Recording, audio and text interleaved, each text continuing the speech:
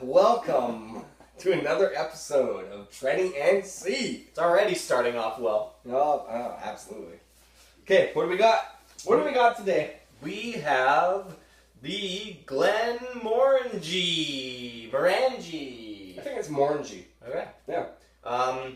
The box is going to be slightly tilted the whole time. Well, we're not going to use the box for long, but it has to be tilted so that the light doesn't glare. Yeah. Yeah. So anyway, it's in there.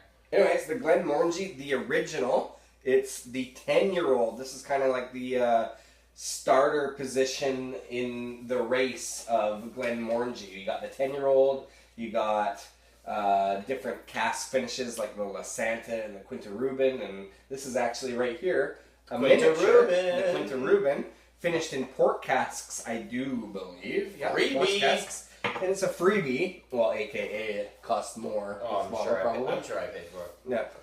But we should start by saying this box came with a ridiculous amount of packaging.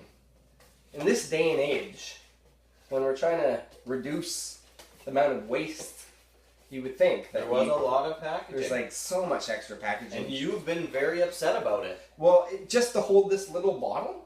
Like, really? Come on. Excessive. Anyway, we'll put that down, try it later. But speaking of packaging, though, kind of a cool little bottle design. Yeah.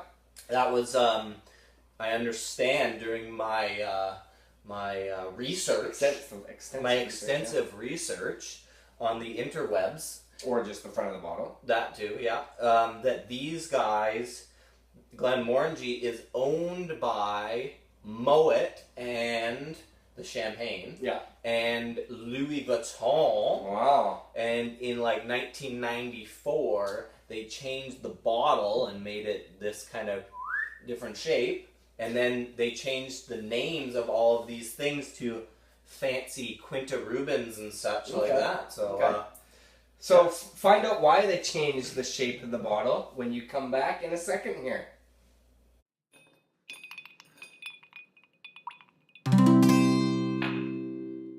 Trenny and C, drinking whiskey, describing all the flavors for you and me. Irish, Scotch, bourbon, and rye. If they like a bottle, they'll tell you why. okay, that was like our longest intro ever.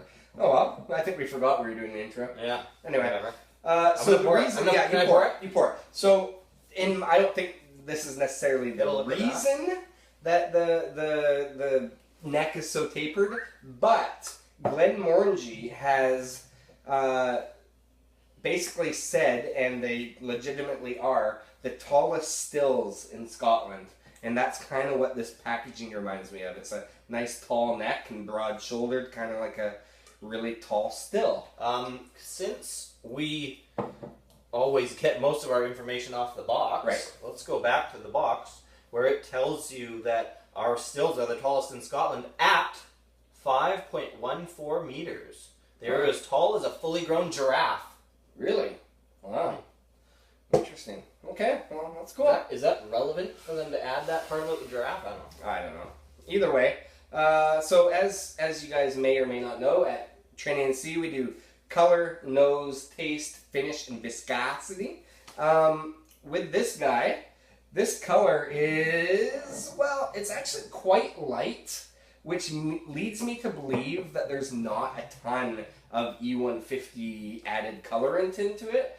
It doesn't say it on the box or on the label anywhere, so we just kind of have to assume that there is coloring in it.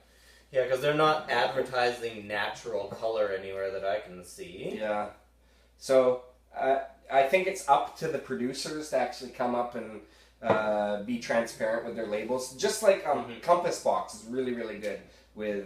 They give you every bit of information, and I really like that as the consumer. And you would think that if it was natural color, they'd want to brag about it. Exactly. So same as tell us about the non-chill filter situation then. Yeah, exactly. So anyway. But the point is they don't say anything about non-chill filter. They say nothing about that on this bottle. The idea behind non-chill filter really is just it's aesthetic It's to get rid of the floaties and the scooge that's in there.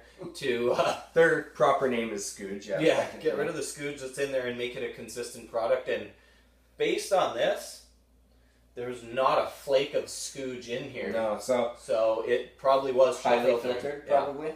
So we're assuming, probably correctly, that there is color added and that it's been filtered. Yeah. So, but getting back to the color, it is relatively light, so I don't think that they're putting a ton of extra coloring in there. It's quite actually a nice kind of golden. It's a light pale golden. It's a pale golden straw, almost a little bit of orange. And usually, when you see that kind of, it's almost like when somebody goes into a tanning bed. That is the fake coloring. That's Donald Trump face? This is the Donald Trump face of Glenmorangie, who was, as I'm sure you guys know, just went to Scotland and said some pretty terrible, stupid things. Anyway, okay. It's not a political show. Yeah, right. Okay, so, but one other thing I do want to mention, again, back on color, is that when we do our score, we give less weight to the color category because it can be manipulated. So even if something has a beautiful natural color, that category has a lesser weight in our scoring system. Yeah. So it's worth saying because we've gotten a lot of comments about color and our mentioning of it and our scoring of it. So that's all I'm going to say. Yeah. I'm done. Okay, nose. Let's get to it. The first thing I smelled instantly the first time that I tried this was, I don't know, for some reason, it reminded me of bourbon immediately. Really? I don't know why, but it just... Well, because it is a light color, it's probably been aged in some bourbon casks. Yeah, it is ex-bourbon cask, but it's still, it hit me before I was just like, bourbon-y? Yep. And then I got into the fig and fresh grassiness. There's that lemon zest kind of. Lemon. Really fresh, kind of fresh fields after it rains, kind of thing. And it all is a bit doughy too to me. Yeah, bit doughy in there. But it is overall. It's got a nice nose on it. I think I like it. And the nose, when you say doughy, that kind of makes me think that it does have that cereal kind of grainy. Nose note to it, which is actually really nice with this one. This is just like the standard bottling for Glenmorangie, and this is basically in Scotland, in the UK, the biggest selling, most popular Scotch you can get there. Yeah, which is funny because where we are, Glenmorangie is popular, but it's not alongside of like Glenlivet and Glenfiddich, where those are the staples. Yeah, you know.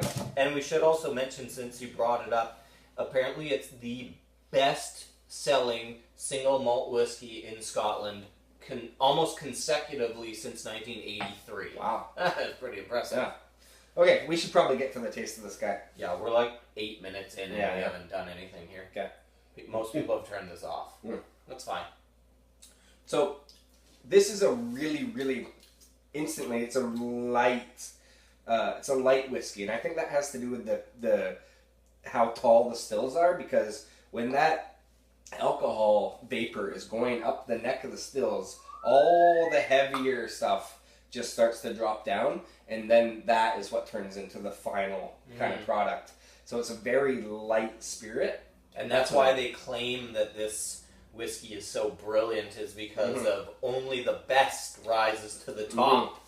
Which, hey, maybe true, I don't know. Oh, it's good. I don't know if it's the best, but anyway. But it's really light, it's really fruity, it's got some floral kind of notes in there. Some grains, it's a bit dry, bit of lemon zest in there. That doughy thing you were talking about is definitely in there with the cereal kind of damp green kind of taste to it. Mild sweetness. And when I say mild, we should emphasize that because it is a 40% whiskey. Yeah. 40% alcohol, so it's low alcohol as far as whiskeys are concerned.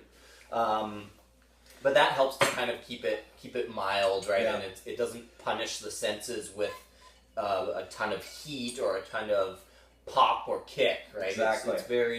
It's very easy drinking. It's an easy drinker. It's an easy drinker, but it is always a good idea to just try your whiskey with some water in it, see where it takes you.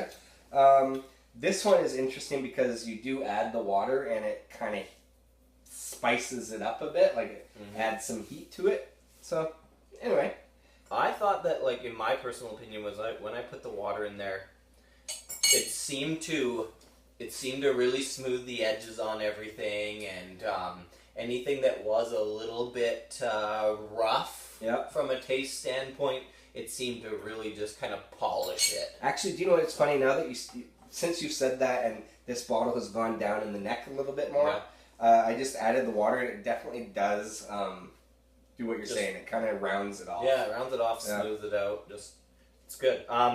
So on the finish, I find that there's a mild bitterness on the finish, and that comes with the oak flavor that I'm tasting as well.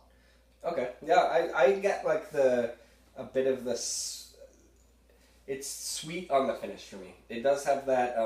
There's a lingering. It's almost like a honey oat kind of cereal finish to me, but and the slight oak. Honey bunches of oats. Honey bunches of oats. Honey bunches of oats. Beauty. Viscosity. It's got a bit of a mouth-warming effect at the end and the viscosity point, in my opinion. And when you do add the water, this is another thing we were talking about with chill filtration and stuff like that. Adding water, if it's been chill filtered, then you won't get the mist in the glass, which is usually a good sign when you get that kind of cloudiness in the glass. I don't know if I've already tampered with it too much, but when it hasn't been chill filtered, you will get that cloudiness, and this one does not really do that. There was a little bit of that oil trail, but not really a cloudiness so much. But so I think it's it's a good product. Here it's not very well priced, but at the same time, it's readily available most places in the world.